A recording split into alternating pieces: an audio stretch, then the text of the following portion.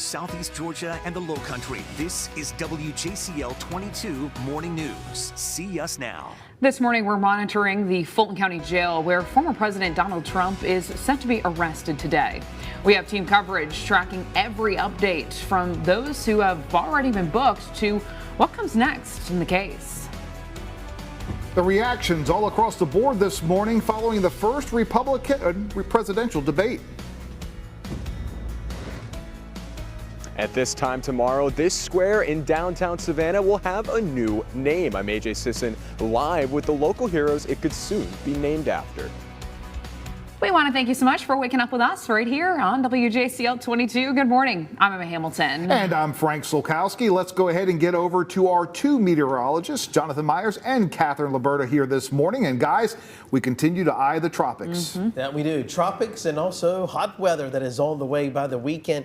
Frank, as we start things off this morning, very pleasant outside. Temperatures this morning starting out in the mid-upper 60s inland and for coastal areas like Savannah, closer to low 70s. Not a bad start at all as we kick off your Thursday morning. Tracking out the tropics, got 4 areas we're watching. One area that'll be moving in the Gulf of Mexico early next week. We have to watch this one very closely. If anything does develop in the Gulf, it could potentially impact our weather by the middle of the week. Tropical Storm Franklin, 2 other areas in the Atlantic. I'll track them out for you here a little bit later. So just kind of give you an idea. The tropics are definitely busy. Forecast this morning, low 70s for a lot of us as we start off. 77 at 9, 90 to about 92 degrees later this afternoon. So most of us will be hot today. At least we'll see plenty of sunshine all the way through the afternoon. I'll detail more of today's forecast and looking ahead to the weekend in less than 10 minutes. Jonathan, thank you. Well, right now we want to take a live look outside of the Fulton County Jail, where former President Donald Trump is going to turn himself in today in an election indictment. WJCL 22 News' Olivia Weil is standing by outside the jail live. And Olivia, what can you tell us this morning? Frank, Emma, good morning. It is still a pretty active scene outside the Fulton County Jail this morning. If you take a look behind me, you can see cars lined up seemingly to get into work, of course, this morning, but there is that police presence still outside of the jail. They've also been testing their sirens all morning and their speakers, giving folks directions that they can't be in this area and to back up. So let's go ahead and talk about this case, right? What has happened so far? At least 9 of the 19 co-defendants have turned themselves in. Here are all of their mugshots. They include former Coffee County GOP chairwoman and several former attorneys for the former president. We were here yesterday when former New York Mayor Rudy Giuliani surrendered, and authorities were very overwhelmed by the crowd of people who showed up, they told me. And now they're on high alert, bracing for Trump's arrival, which could, of course, happen at any moment. We are getting some indication that the former president will be arriving later in the day, but we will keep you updated as we get more information, both here live on air, online, and on our social channels. Frank, Emma. All right, again, thank you so much. Our Olivia Weil live at the Fulton County Jail for us this morning. Thanks so much, Olivia. Well, our team coverage continues now with our Amy Liu, who is live in Washington for us this morning. And Amy, what exactly are we expecting from today's proceedings? Well, Emma and Frank, a lot like his co-defendants, former President Donald Trump again expected to appear at the Fulton County Jail where Olivia is this morning, and in a historic first, have his booking photo taken. Now, that's after his team and prosecutors negotiated a $200,000 bail. That bars him from intimidating other co-defendants, witnesses, or victims in the case. Now, Trump is expected to go through the normal booking process, but he won't be there for long. He'll post bail and then be released until his arraignment hearing in early September. Now, there are 9 remaining co-defendants who still have to turn themselves in by the latest tomorrow. They again are all accused of trying to help Trump overturn the 2020 election results in Georgia. Back to you both. And Amy, we know that at least 2 of the defendants were trying to actually avoid having to surrender. What's the latest there? Right, so that would involve former White House Chief of Staff Mark Meadows and former Justice Department official Jeffrey Clark, both of them filing requests to have their cases moved to federal court. They say the alleged crimes that they're accused of committing happened while they were a federal employee, and by going through this whole process, they essentially would be able to delay their surrender. Now, Meadows has a hearing that's happening on Monday, but meanwhile, Clark is arguing that this entire case itself needs to be put on hold. That would delay the entire arrest and surrender of all 19 defendants. But yesterday, a federal court judge denied both of those requests, saying essentially there is no language or law that supports them. Emma and Frank. All right, our Amy Lou live in Washington for us this morning. Amy, thanks so much. And all morning long, our crew is going to be bringing you live coverage from Atlanta and Washington with the latest updates in this case. You can get every update sent directly to you by downloading that WJCL 22 News app. Putin has said once Russia takes Ukraine, Poland and the Baltics are next. That's a world war. We're trying to prevent war. Because we need Lady Justice to wear a blindfold. Without that, no one has confidence in our justice system. Well, this morning, 8 Republican presidential candidates are headed back to the campaign trail after last night's GOP debate. Our Kaylin Norwood caught up with some of the candidates afterwards and those endorsing them to find out what comes next.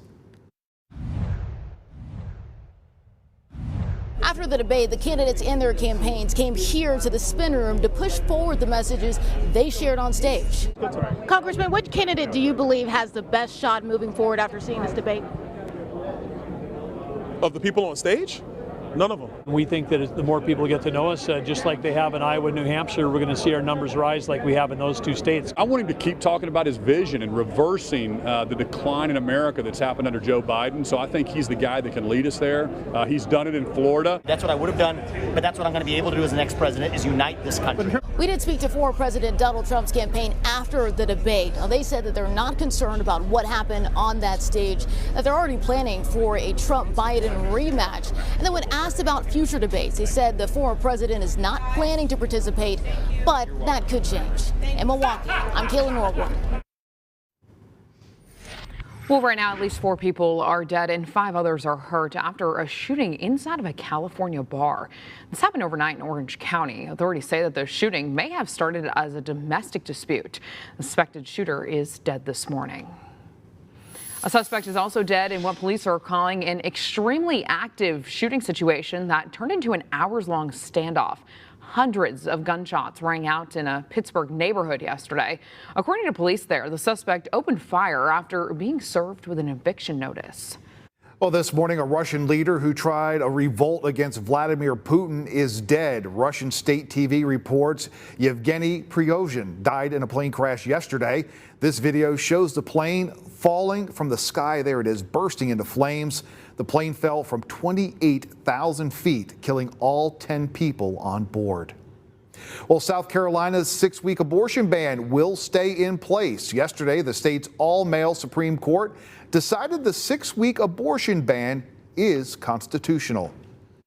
Well, this time tomorrow, a downtown Savannah Square will have a brand new name for the first time in 172 years. We want to get right out to WJCL 22 News' AJ Sisson. He is live at what used to be Calhoun Square. And AJ, what can you tell us about this?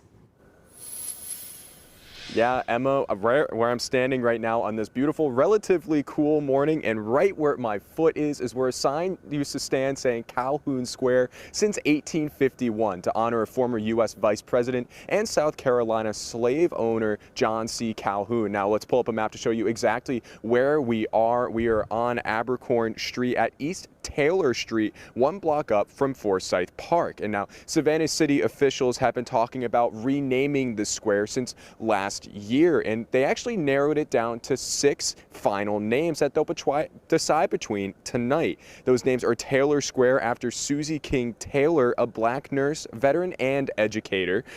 Creek Square after a Native American tribe. W.W. Law Square after a well-known civil rights activist. Seven Sisters Square after after 7 women who worked to preserve Savannah's history back in the 50s. George Lyle Square after a black preacher and missionary, and Major Clayton Carpenter Square after a U.S. Army veteran who died at Hunter Army Airfield. Now, what I can tell you is that if you want to have your input tonight, you can go to Savannah City Hall at 6:30 p.m. for the meeting, and they'll actually vote on the new name and potentially a new sign for the square at 6:30 p.m. Emma, back to you. All right, it'll certainly be interesting, AJ, to see what they pick. Thanks so much.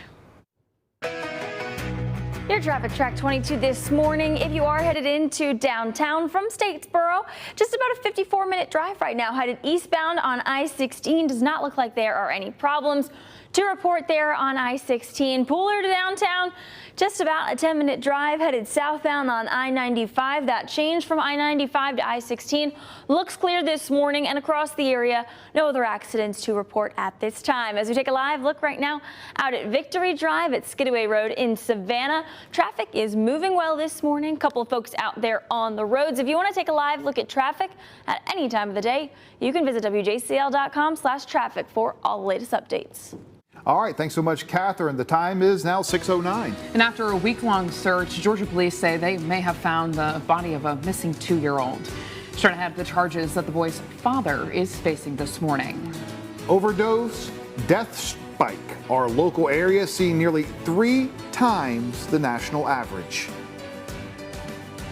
Starting the morning off, you're seeing a good start out there in the low country, getting just a little light, 71 degrees, nice and pleasant this morning, but it'll be hot later this afternoon. I'll detail today's forecast and tracking very busy in the tropics right after the break. To keep up that certified most accurate forecast today, just download our WJCL 22 News app.